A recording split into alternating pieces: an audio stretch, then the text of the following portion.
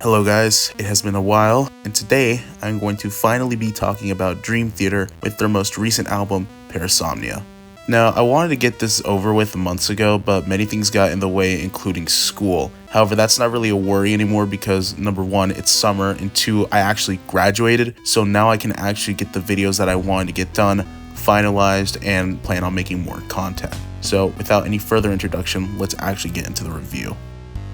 The progressive metal giants have returned with their latest offering featuring the return of former member Mike Portnoy. It still feels extremely exciting that Portnoy returned to the band, considering that for so long the band would shut down any rumor or possibility of his return. His return was fruitful because not only did we get treated well with an incredible set list, but prior to this album coming out we had 3 singles, the first of which being Night Terror, which I talked about before, A Broken Man, and Midnight Messiah. Also, prior to the album's release, I actually got access to this album thanks to somebody I knew from leaks, so basically the opinions are going to be the most authentic that I have without any outside opinion influencing it. Not that outside opinion really matters because it really doesn't influence me with my opinions, especially when it comes to something like music. However, I just wanted to get that out of the way because now we can actually get to the album itself. The album opens up with a very menacing overture in the arms of Morpheus. The intro reminds me a lot of what I experienced in the video game American McGee's Alice, with the haunting ambience building and creeping up, after we get hit with a nasty riff with John Petrucci laying it down on his 8th string. Compared to the only other 8-string track in their discography with Awaken the Master, this song really has much more of a unique feel and doesn't just feel like a regular standard prog song. On this song, and also in Shadow Man Incident when we get to it, there is a particular Haken influence which I really enjoy that has this nice Dream Theater twist to it. And after the beautiful instrumental, we go straight into Night Terror. Now, I already mentioned before that I previously talked about Night Terror, and to keep things short, my opinion really hasn't changed. I still think that the song is spectacular and it showcased the band's strengths, having a great combination that Portnoy and Mangini era fans can both enjoy. The next track was the second single, A Broken Man. Now, personally, I think, outside of Are We Dreaming, this is the weakest track from the album. It's still pretty good, but it feels a little too by the numbers, especially because it feels like it's catered to a more Mangini crowd. The hook in the chorus is pretty nice, and I also do enjoy the instrumental and the solo that Petrucci does, but what I really love is that you can actually hear My Young play out, because unfortunately, like most Dream Theater albums, he is extremely buried in the mix. And one thing that I really enjoy that's just a very tiny bit, like it's really insignificant but I really love, is the little chord change near the end when James says Broken Man. However, everything else I'm not too crazy about. I just think it's just fine. You know, it works well with the song, but it just makes me wonder what was written with Mangini, because I don't know if you guys remember, but the band said that they were writing new material during the View from the Top of the World tour. So it really does make sense why there's still a lot of Mangini-esque motifs going on throughout the album. It really is up to the band to actually answer the question, because they also claim that when they first started writing with Portnoy again, the first song that they wrote with him was Night Terror. Moving on in the track list, we are now on Dead Asleep. This track is really fucking heavy, and it also has this really nice, beautiful, and melancholic edge to it, especially with the chorus, and the song may also be a contender to be one of the darkest tracks that this band has written lyrically. Because if you don't know, the song is actually based on a real story where a man actually strangled his wife to death while he was asleep. This definitely would be up there with A Change of Seasons, Peruvian Skies, Annalie, and A Nightmare to Remember, speaking from a dark lyrical standpoint for the subject matter.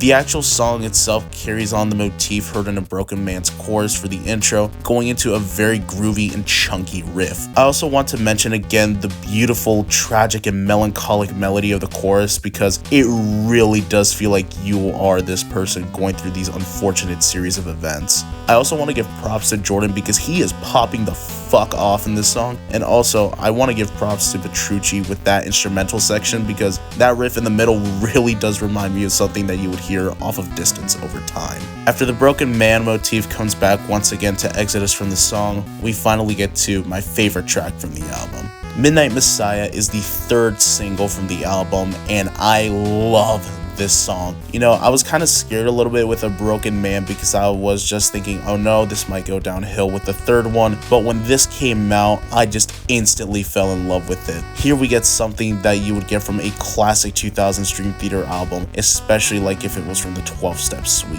The film audios are back. There's a lot of fun riffs, and there's even some nice lyrical nods to past Dream Theater works. And say what you want to say about Dream Theater lyrics, because yes, a lot of the lyrics are very corny and cheesy. I like to think that the callbacks on this one were actually done pretty well, and as a very huge Dream Theater fan, it was actually very fun to pick out the callbacks when the song actually dropped. I actually like to consider this as an unofficial epilogue to the 12-Step Suite, not only just because of the Glass Prison and the This Dying Soul references, but also musically it does remind me a lot of The Mirror, the Glass Prison, This Dying Soul, the Root of All Evil, Repentance, and the Shattered Fortress. And even though lyrically it's about Portnoy returning to the band, I still like to unofficially think of it as such because it does have this kind of uplifting feeling that you would get with the 12-Step Suite, and also because how important that was to Portnoy, both the 12-Step Suite and his return, not only just being important to him, but also being important to the history of Dream Theater as a whole. Okay, so now we arrive to Are We Dreaming? And I'm going to keep this one very short because there's not really a lot to talk about since it's just an interlude that segues into Bend the Clock. However, all I'll say is that Jordan does a really good job on this one, and I really love what he's doing in the background and the way how it does actually segue to Bend the Clock. Now, if you love tracks like Another Day, Anna Lee, Disappear, and Wither, you'll definitely love this. It's your typical classic Dream Theater ballad with great poppy hooks that just hit home really hard. If you're not a fan of the Dream Theater ballads and you're just here for the proggy stuff, that's fine. However, I really appreciate the diverse sound that this band has built up with the Portnoy catalog, because I can honestly not tell you a single ballad that is off of the Mangini era. That's not me really trying to rip hard into the Mangini era, because I do like quite a bit of the Mangini era material. You know, I could mention songs from The Astonishing, but I'm not gonna do that. You wanna know why? Because The Astonishing fucking sucks, and the best song is like a 6 out of fucking 10, and I don't want to get into it. So all I'll say is, because of Portnoy's return, it really has felt like a lot of things that were missing have come back, because to me, he is the heart of Dream Theater, and the way how he would intertwine a lot of his influences in the songwriting, especially the poppy stuff, really added a lot of unique flavor and hooks into the music. And when it comes to lyrics, lyrically, this song isn't really Labrie's best in my opinion. It's still pretty good. It has a nice introspective element. However, for him, I just have a high expectation lyrically, because in my opinion, he is the band's best lyricist. I mean, come on. He wrote Anna Lee, One Last Time, Disappear, and fucking Vacant. And the lyrics to those songs are some of the best lyrics that I've ever seen written on a piece of paper. Labrie is a fucking underrated lyricist, and I will die on that hill. And then we get to the ending. You know, John Petrucci, he's a phenomenal guitarist. He has some very underrated riffs because he's more of a soloist. But when we talk about Petrucci solos, they're some of the best in the game. However, when it came to the Mangini era, it really did feel like a lot of the solos started to blend in with one another. And that's not to say that he didn't have any great solos. I mean, he has Breaking All Illusions, he has the middle section of Surrender to Reason, even A New Beginning from The Astonishing, which is a really horrible fucking album that I fucking hate, and I never want to fucking talk about it until maybe a possible Dream Theater ranking if you all want to see that. There is also my favorite solo from the era, which is the At Wit's End outro solo, which is just beautiful. Even when talking about the highlights of the Mangini era, really except for At Wit's End, they don't really compare to the genius that he really had during the Portnoy era. I mean, we had solos like Scarred, Under a Glass Moon, Learning to Live, Lie, A Fortune in Lies, Afterlife, One Last Time, The Spirit Carries On, Goodnight Kiss, The Glass Prison, and shit. I mean, if we want to continue with the insane route, Train of Thought, the whole album, in my opinion, is the most complex Dream Theater album. We had In the Name of God, Stream of Consciousness, As I Am, and even moving on, I mean, the Octavarium outro solo, we had In the Presence of Enemies Part 1, we had The Count of Tuscany, and the fucking Best of Times. Like, there's a reason why me and a lot of people can really name these solos from the top of their head. It's because of how memorable they are. And you know, the solos throughout this album that Petrucci has done have been fucking phenomenal, but this one really resonated with me. You know, to me, this is like his Comfortably Numb solo. This was so beautiful. Everything, it was just done right. It's everything that I love about Petrucci, and I'm confident in saying that this is in my top 5 Dream Theater guitar solos of all time. And you know, I just hate that it fades out because, man, I just wanted more. And I'm so glad that the Parasomnia tour is actually happening and they're gonna play the album in its entirety, because listening to this song and hearing Petrucci improvise live is going to be ethereal, especially considering if he pulls out improvisation like he did with the In the Name of God outro solo live at Budokan. That's enough talking about Bend the Clock, because now we're going to talk about the big boy, the Shadow Man incident. To cap off this album, we have the epic The Shadow Man incident.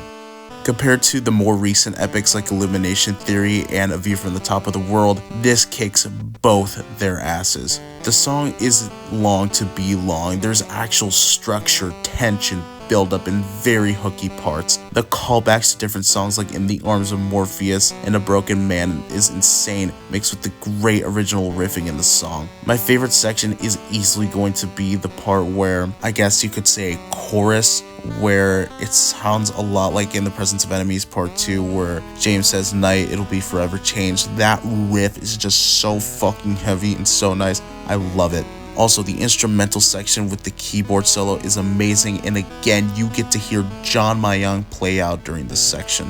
It's a real treat to have such an incredible epic at the end after everything is said and done. Then the ending when James comes back is so beautiful, and it reminds me a lot of Haken, like I mentioned earlier, especially with their album Aquarius. And that's it.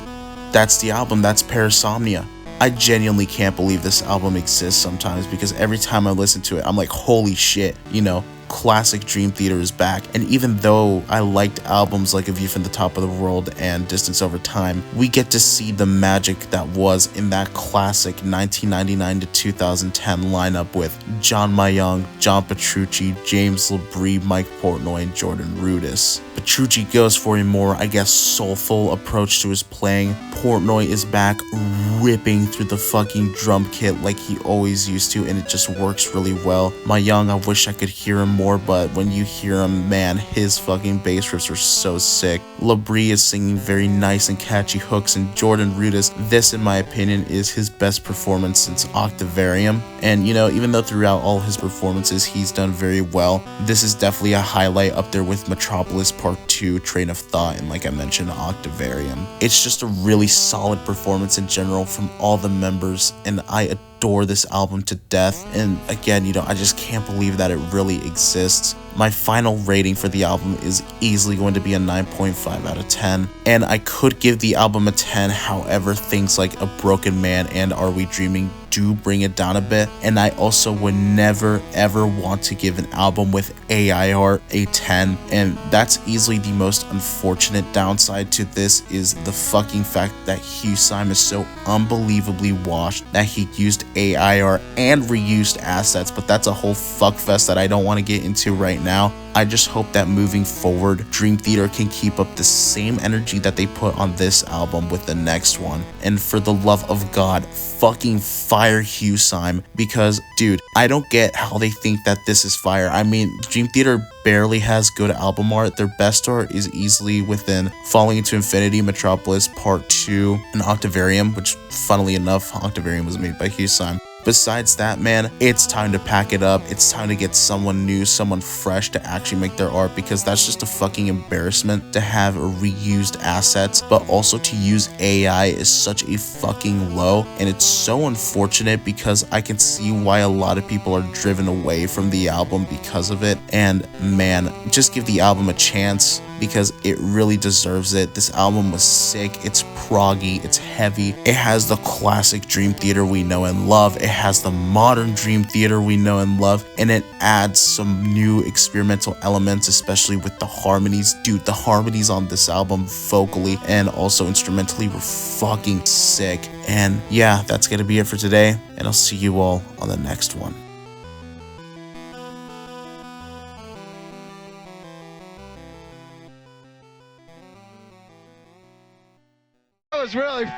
That was fucking gay. That was the gayest thing I've ever seen in my life.